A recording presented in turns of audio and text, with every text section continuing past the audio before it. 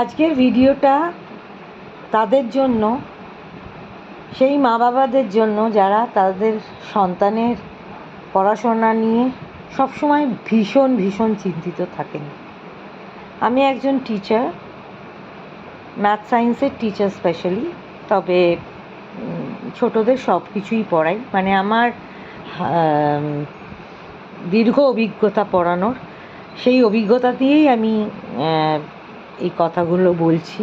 ছোট বড় সবাই, অনেকেই পড়িয়েছি। আমার নিজের ছেলেকেও আমি নিজে হাতে মানুষ করেছি। তো সেই অভিজ্ঞতা থেকে as a teacher also and as a parent কিছু কথা আমার মনে হয় বলা উচিত। জানি আজকাল ভীষণ কম্পিটিশনের যুগ, তাই জন্য মা বাবারা ভীষণ চিন্তিত থাকে যে আমার ছেলেমেয়েরা পিছিয়ে পড়ে এই ঘোড়দৌড়ে। কিন্তু একটা কথা সবার মনে রাখা দরকার, যে প্রত্যেক ছেলে মেয়ের নিজস্ব একটা ইনক্লিনেশন আছে, একটা ট্যালেন্ট আছে। সব মা বাবারা তাদের ছেলে মেয়েকে যদি ফার্স্ট করতে চায় বা 90% পাওয়াতে চায়, এটা পসিবল নয়। কারণ সবার একটা ইনবর্ন ট্যালেন্ট নিয়ে জন্মায়, বা কিছু কিছু জেনেটিক ফ্যাক্টর আছে, সেটা আপনারা অস্বীকার করতে পারবেন না। একটা 50% স্টুডেন্টকে আপনি 70% অবধি আনতে পারবেন, কিন্তু 90% পারবেন না। সবার এখন আকাঙ্ক্ষা আমার ছেলে মেয়ে সবাই 90%-এর ওপরে থাকবে। আমি তো আমার পড়ানোর অভিজ্ঞতা থেকে বলছি, এমনও প্যারেন্ট দেখেছি যে যার মেয়ে 90% পেয়েছে, সেখানে বলছে 10 নম্বর কেন তুই পেলি না, সেই নিয়ে বাড়িতে অশান্তি। এই রকম করাটা, এটা তো একটা মানসিক চাপ বাচ্চাদের ওপরে। কারণ এই টিনেজার, মানে বাচ্চা, কি বলবো, 8-10 বছরের বাচ্চা থেকে 16-17 বাচ্চা নিয়ে আমরা ডিল করি এত বছর ধরে। স্কুলেও পড়িয়েছি, এখন সেখানেও দেখেছি, আর আমার নিজের বাড়িতেও আমি পড়াই। আমি সেই অভিজ্ঞতা নিয়ে বলছি। বাচ্চারা তাতে কিন্তু ভালো হয় না, তারা আরও পড়াশোনা নিয়ে ভীত হয়ে যায়। যেটা ভালোও করতো সেটাও খারাপ করে দেবে, অনেক সময় ডিপ্রেশনে চলে যায়। এখানে মা বাবাদের করণীয় কি? আপনারা সবসময় তাদের মনিটরিংটা করবেন, কিন্তু নয় সব কিছু ছেড়ে তুমি সারাদিন পড়ে যাও, তুমি 90 পেলে তোমাকে 98 পেতে হবে, 100 পেতে হবে। এইভাবে যদি একটা বাচ্চাকে চাপ দেওয়া হয়, একটা ভালো বাচ্চাও কিন্তু নষ্ট হয়ে যায়। যারা, এটা তো আমি বড়দের কথা খালি বলছি না, ছোটদের কথাতেও, ছোটদের এখন শৈশব হারিয়ে গেছে। যারা 2, 3, 4, 5-এর বাচ্চা, তারা খেলার সময় পায় না। ওই খেললে হয়তো মোবাইলটা নিয়ে খেলে, কিন্তু তাদের কোনো ফিজিক্যাল এক্সারসাইজ হয় না। সেখানেও কম্পিটিশন। একটা বাচ্চা যদি 10-এ কোনো সময় কোনো কারণে 4 বা 5 পেয়ে যায়, মা বাবাদের ঘুম উড়ে যায়, আমার বাচ্চা খারাপ হয়ে গেল। আমরা হোঁচট খাবো, তারপর না উঠে দাঁড়াবো। বাচ্চার কত রকমভাবে সে কখনো ভালো রেজাল্ট করবে, কখনো খারাপ রেজাল্ট করবে, সেটাকে পজিটিভলি নিন। There is always a next time. আর সত্যি কথা বলতে কি, আপনার খেয়াল রাখতে হবে আপনার বাচ্চা কতটা অ্যাকচুয়ালি ইমপ্রুভ করছে, তার কোয়ালিটি কতটা ইমপ্রুভ করছে। মার্কস দিয়ে কিন্তু সবসময় ট্যালেন্ট বিচার হয় না। একটা বাচ্চা অনেক কারণে নম্বর হয়তো খারাপ হয়। একটা এক্সাম্পল দিচ্ছি, হয়তো একই সঙ্গে একটা ক্লাসে 4 জন 90% পেয়েছে ম্যাথসে, কিন্তু ওই 4 জনের কিন্তু ট্যালেন্ট আর এবিলিটি কিন্তু এক নয়। একজন হয়তো কোনো কেয়ারলেস মিস্টেক করে ফেলেছে, সেটা দেখুন আমরা বড় বয়সেও করি, হ্যাঁ, কেয়ারলেস মিস্টেক করে ফেলেছে।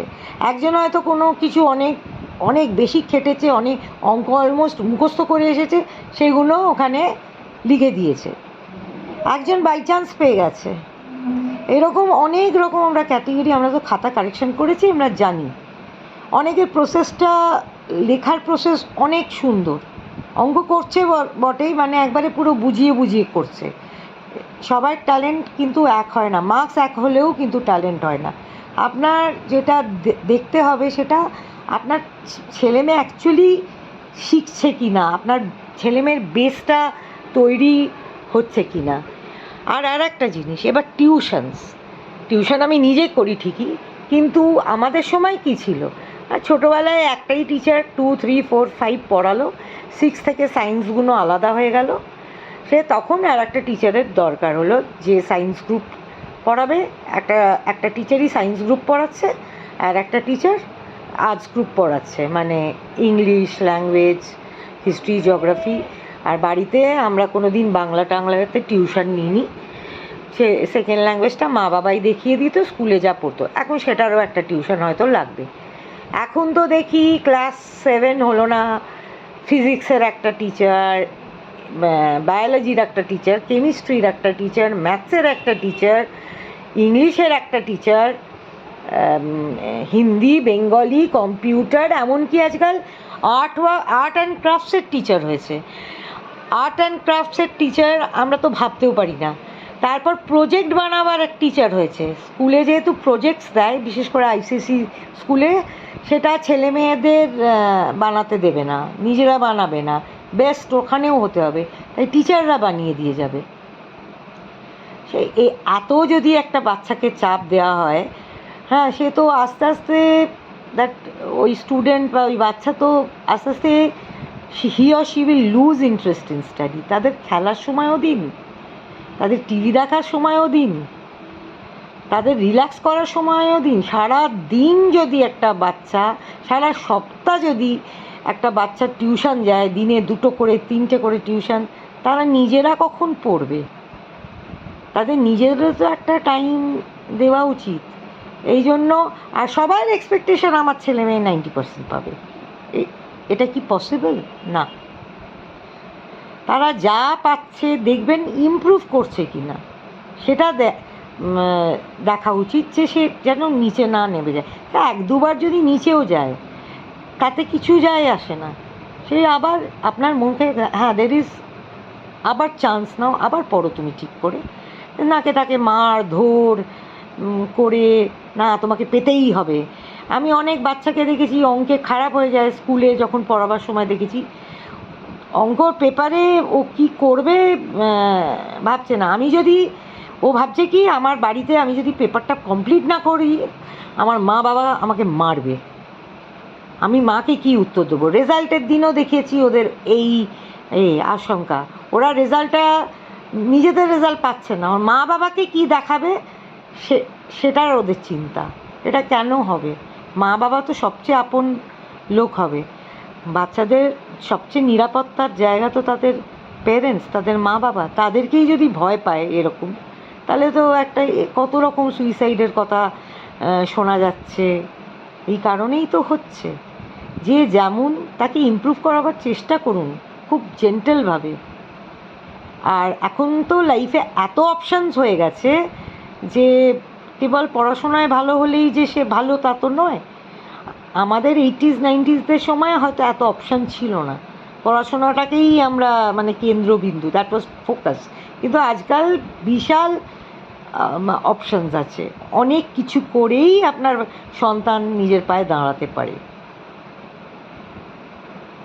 অনেক কিছু বলে দিলাম, কিন্তু আমার মনে হয়েছে বাচ্চারা কিন্তু আজকাল মেন্টালি ভীষণ সাফার করছে। শিশুদের শৈশব হারিয়ে যাচ্ছে।